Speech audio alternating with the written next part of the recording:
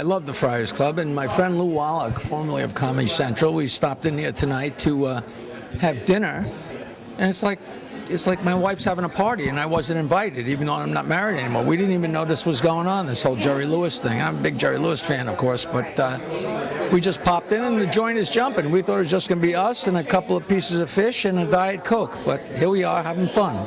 When you think of Jerry Lewis as a comedian in this field and all that you've brought to this in your own way, you're an original. He was an influence, wasn't he? I loved him, but I am the biggest fan of the old Dean Martin and Jerry Lewis walking out on the Milton Berle shows and the things like that. Just the way they cut up and just was so free and crazy. I mean, Dean went on and he went on, but when the two of them were together, they were like 5 times the sum of their parts, and that was really groundbreaking. And I love talking to old people who are actually in the clubs and saw them tearing it up and throwing chairs and standing on tables. And I just always wanted so badly to be a fly in the wall or to see some videotape of some of that real insanity, because just a little bit they would do on television, you're like, I can't imagine these guys in a nightclub, you know. And it's funny, I was doing a show at Iridium, which is 51st and Broadway, below Ellen's Stardust Diner. And then I read in a book that Iridium used to be called the Havana Madrid, and that was the first club where the guy booked Dean Martin and then told Jerry to come by and told Jerry to, and Jerry jumped up on stage and started breaking chops with Dean. And that's when they said, hey, let's try this. And they went down to Skinny D'Amato's down in Atlantic City. And I've always wanted to tell Jerry, like, hey, do you remember the Havana Madrid on 51st? I told the guys at the Iridium, you should have pictures of Dean and Jerry. I mean, it's like Columbus discovering America, you know, Jerry Lewis and Dean Martin coming together. That's hydrogen and oxygen. Well, Jackie, you've appeared in clubs all over the United States, I think even all over the world, comedy clubs. But the greatest thing you've got going is this website now. Everyone can be connected to Jackie the Joke Man. Jokeland.com. Jokeland.com. If you need a joke, that's the man. Now, and we have this new thing where when you go on the comedy, when you go on Jokeland.com, I actually come walking out in front of the screen and tell a joke, and every time you refresh the screen, it's another joke. Some of the jokes are a little off color, but they're very funny. We've got to for our audience, but we have an adult audience out there. Oh, okay. Continued success. You're keeping the jokes alive. Thank you. You're true to the tradition here at the Friars Club. Cheers, Jackie the Joke Man. Cheers to Jerry Lewis.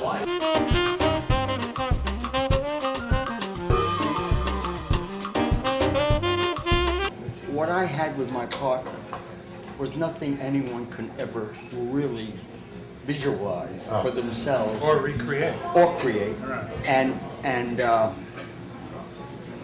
we had a goose into the galaxies, and what we did was heightened by the fact that war was just over.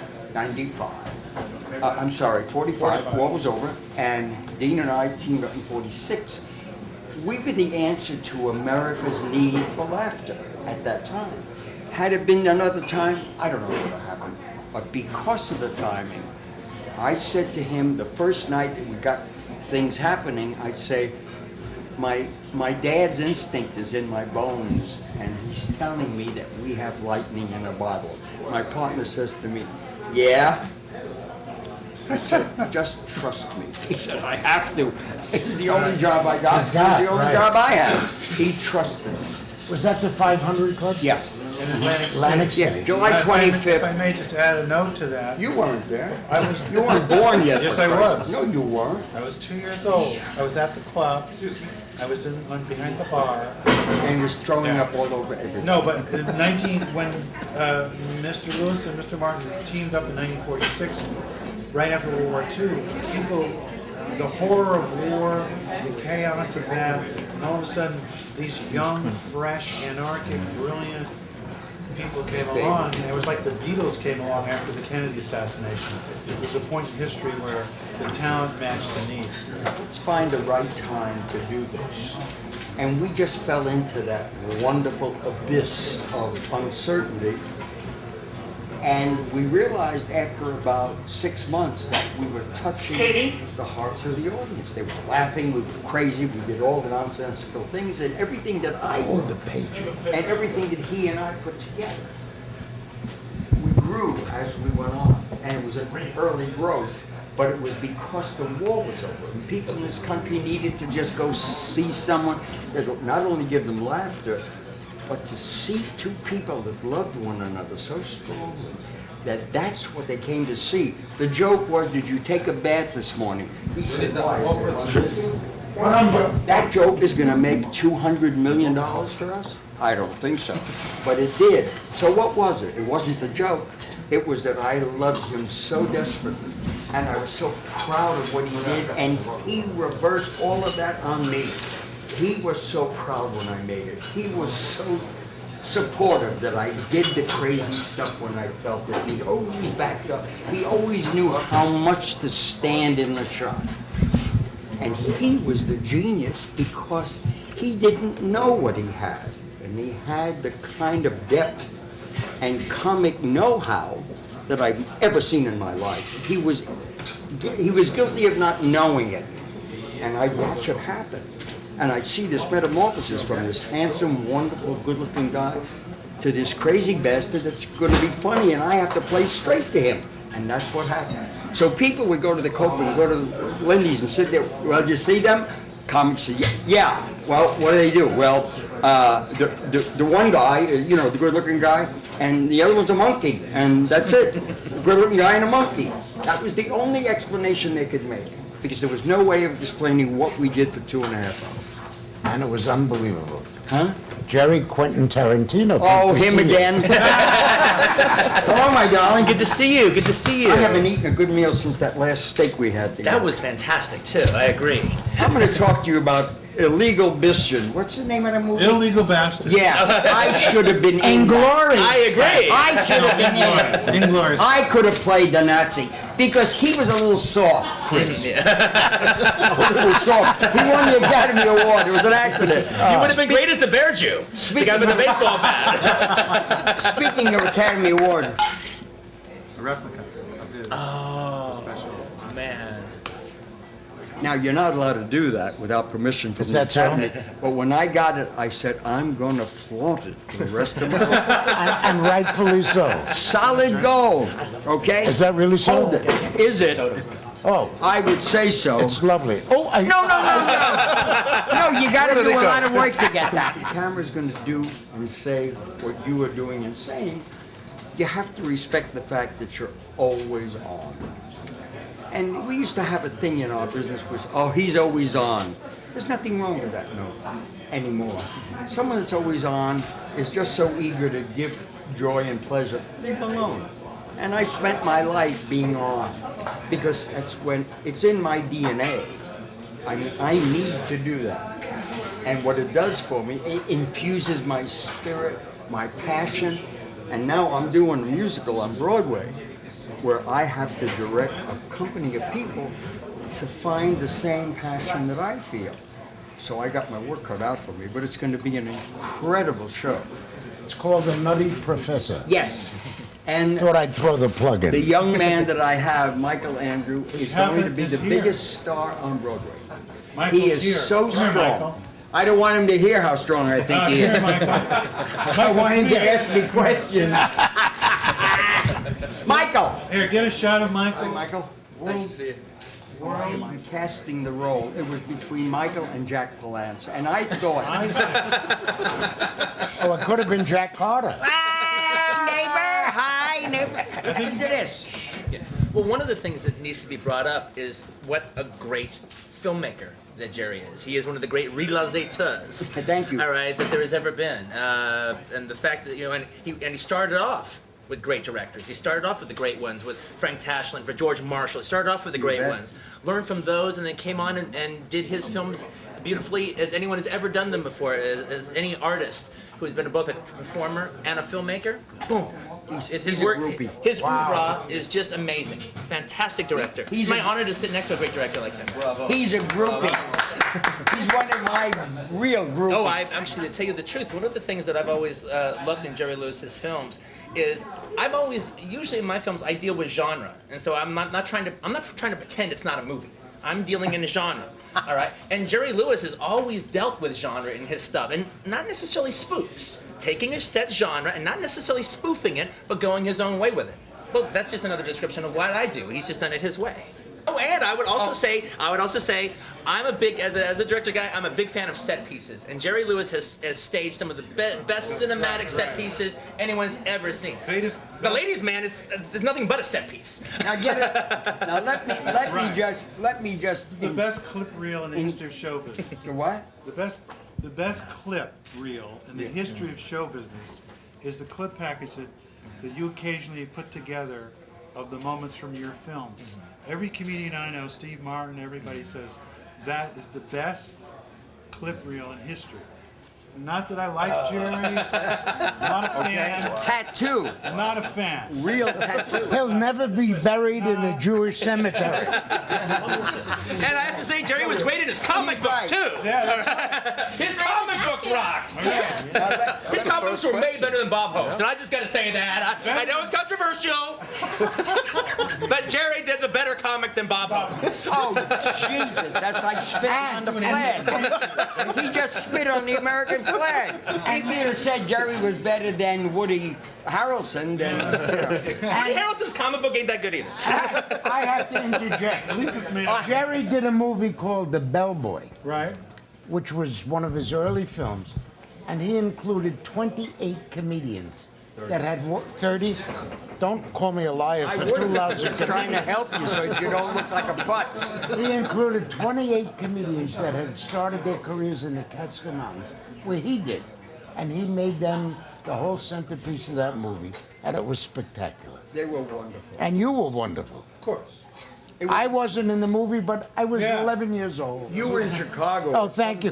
Strange city. And if you want to see the predecessor to Reservoir Dogs, watch the Patsy and see all the writers There all right, you in their go. black suits. Right. All right, just follow them around. All right, they're the Reservoir Dogs. If you think that a film director who is praising another film director is unusual, let me tell you that film directors understand where you came from to make that product. Wow.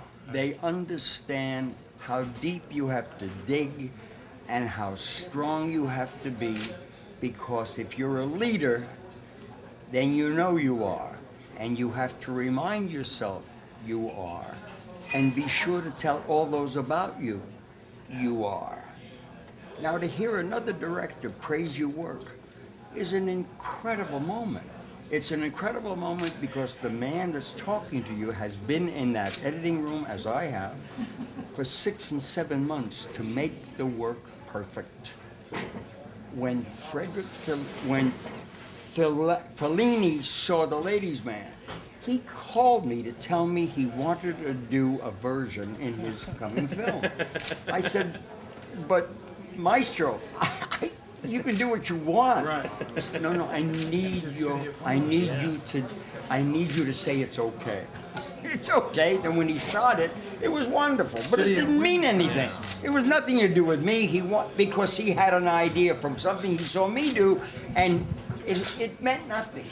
But this, they're going to arrest him, I guarantee you. You can look it up and read reviews that actually Jean-Luc Godard and Francois Truffaut have written about Jerry's work Yeah, I before they love were even that. I directors. love Just Jean-Luc. so filled with just love and appreciation. You know, when you're cutting a film, when you're cutting a sequence, or you're doing a comic sequence, you're hoping that it'll be okay for the people that buy tickets. When you hear that your colleagues or peers in the industry say bravo, Jesus Christ, there ain't anything better than that.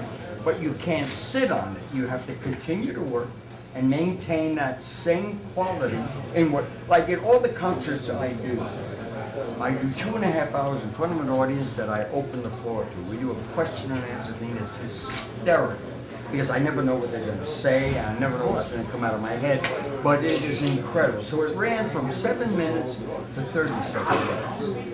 Now it's almost 40 minutes in a show where I do 2.5 hours, and it's worth it. It's so strong.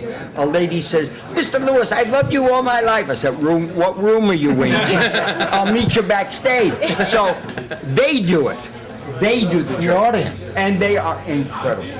You know, one of the reasons also that why Jerry's movies have traveled so well all over the planet Earth, not just in America, is if you look at it, and this is not putting anybody down, and only as an act of comparison. If you look at other comedians like Danny Kaye or Bob Hope, who in the films that they did, a lot of it was relying on verbal comedy. Yes. And verbal and vocal tricks. Now he's the master of verbal and verbal tricks as well. But he concentrated more than any other comedian in the sound era to do visual comedy. Do entire sequences built around visual. And those movies could play anywhere in the world and be seen and be funny and have people fall in love with Jerry Lewis, no matter if his voice was Spanish, if it was Italian, if it was Japanese, it didn't matter. They always got Jerry Lewis. That's right, and I know. Do you know what we could represent in the film industry if you and I did a film together? You have any idea what that could be? It'll probably be a montage of 20,000 feet of film that we cannot show anyone. You're right, exactly. Jerry, one final comment here. Friars Club. We love you here at the Friars Club. You're the abbot of the Friars Club. I love being the And abbot. you've been a member of the Friars Club for a lot of years. Any memories of your... 104 years. 104 years.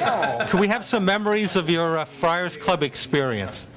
Well, the first Friars Club that I attended was a testimonial to Ronald Reagan. And I'll never forget that they called on me, and I had never done this, and my partner had never done it. We're talking about 51 or 52, and I didn't know what to do, so I stood up and I said, I'm so happy to be here for Jack Palance, and I went from there. I have no idea what happened. But Dean kept saying, you better sit down. Let me finish this. And we did whatever we did, and it was sensational. The next year, they asked us to go, and I said to my partner, let's not do that again. Let's leave them with that thought, because you're going to get killed if we keep doing that. And we never did another one. So we honored you both. Huh? You were the honorees. When? You and Dean. Oh, that's different. Oh. We only said thank you and couldn't wait to get the award and run. But now you're the abbot. You're the leader of the Friars Club. And Chairman of the board. Chairman of the board. And with Freddie Roman and Michael Jury, who are the guys who run it every day here at the Friars Club. But the work that the Friars Club does, the philanthropic work They that it do does. some wonderful things for a lot of people. It makes you proud, doesn't it? Of course.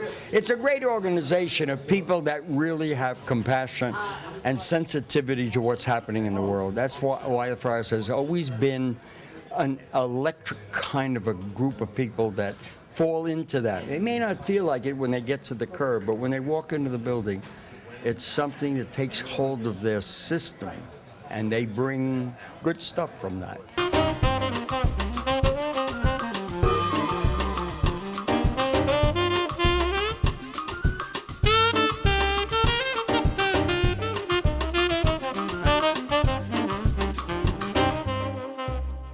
Jerry Lewis, memories for you as a comedian starting out? Well, he's literally the reason I'm in the business. When I was a little kid, I kind of looked like him, and I just wanted to be him. And luckily, years later, I got to be friendly with him, and he did my show, Law and Order, Special Victims Unit. So I'm like living a dream, just being in the room with him, let alone working with him.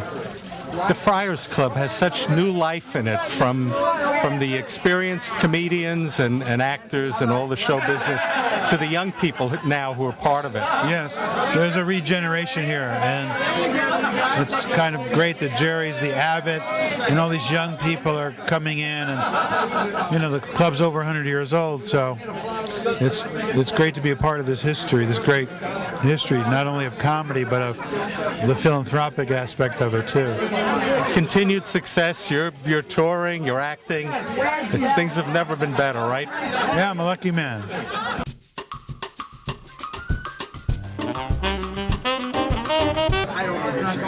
Ladies and gentlemen, good evening. I'd like you to please join me in welcoming the founder of the Friars Club Comedy Film Festival, Mr. Charlie Prince.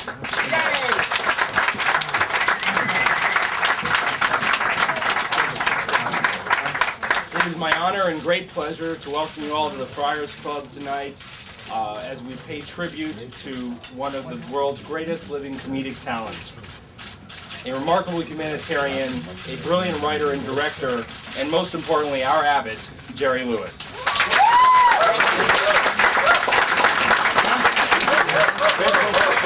Jerry Lewis is a local boy made good.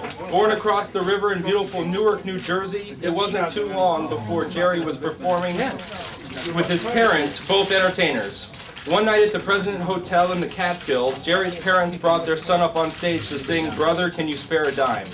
After the performance, Jerry lost his footing and hit a large incandescent light. The bulb exploded loudly and smoke rose from the stage. The crowd couldn't stop laughing. As Jerry later explained, it was his first pratfall and his entree into showbiz. Jerry worked the clubs and vaudeville halls with his lip sync and mime act for years, but it wasn't until he made an impromptu appearance interrupting a crooner named Dean Martin during a late night set at the Havana Madrid Club in 1946 that he really established himself as a comedy superstar. In so doing, they created Martin and Lewis, and the two would quickly form a partnership that would last a glorious, legendary 10 years. Their double act brought them extended engagements in New York, Chicago, Miami, and elsewhere. Eventually, they went to Hollywood. Martin and Lewis appeared in 17 films together while also maintaining their nightclub act, radio shows, albums, and hilarious appearances on the Colgate Comedy Hour. Jerry Lewis, more than perhaps any other performer, helped define modern comedy. When they went their separate ways, Lewis made an incredible transformation from dexterous funny man to multi-platinum recording artist, movie star, and starting in 1960, the greatest comic auteur since Charlie Chaplin and Buster Keaton.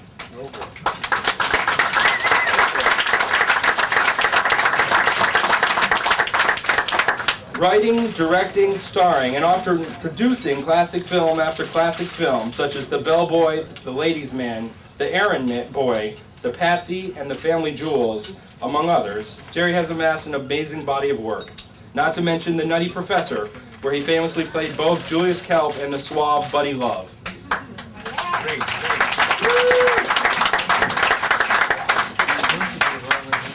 The film spawned 2 successful remakes starring Eddie Murphy and an upcoming Broadway show. In the late 1960s, Jerry became a professor at USC. Broadway show like it's nothing, Eddie. It's a very big program. Go ahead, I meant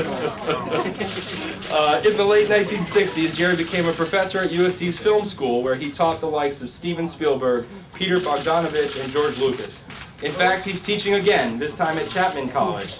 To have Jerry Lewis impart his film wisdom to upcoming filmmakers is a legacy that will live on through countless generations. Jerry Lewis is a genius, a comic genius.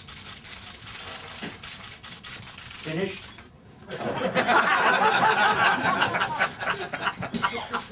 A compassionate genius, an artistic genius, and now most importantly, the recipient of the Friars Comedy Film Festival Lifetime Achievement Award. Our actor, Jerry Lewis.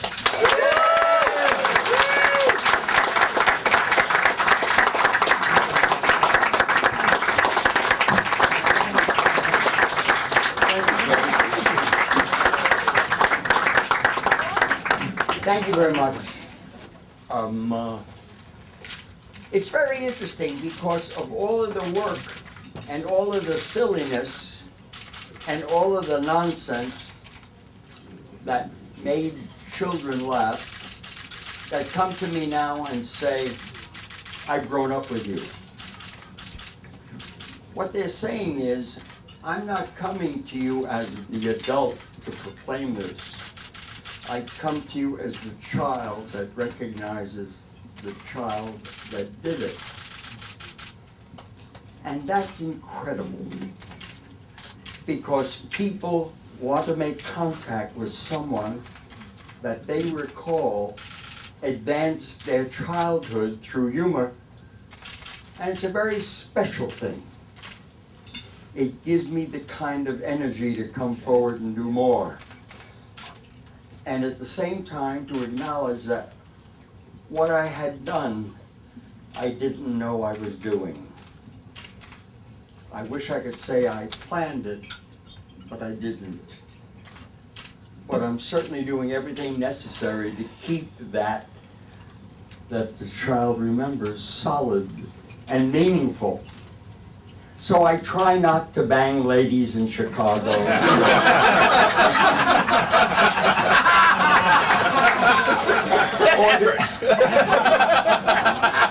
How did that come out? I don't know. never figure that one out. But to receive this bust, a bust that I could have used some years ago, and I'll work on it now, it's just an incredible gift. It's a gift of recognition and something that you feel very, very close to your heart, and I'm honored. And to do a lot of jokes wouldn't make sense because it's not the time. Let me just say that I'm infinitely grateful, and I plan to live another 16 years so I beat Burns. I gotta beat Burns. I'm doing everything right. I'm eating well, I'm going to sleep early, I'm doing all the stuff that's necessary to make 101. I just put my daughter in college, so I have to wait 4 years for that to work. Then I'm gonna have her meet a very nice young man, and then she's gonna get married. I'm gonna walk down the aisle with her, and then I'm gonna be in the hospital to see the baby. So that's my plan for the next 16 years, and I hope you'll all join me. Thank you so much.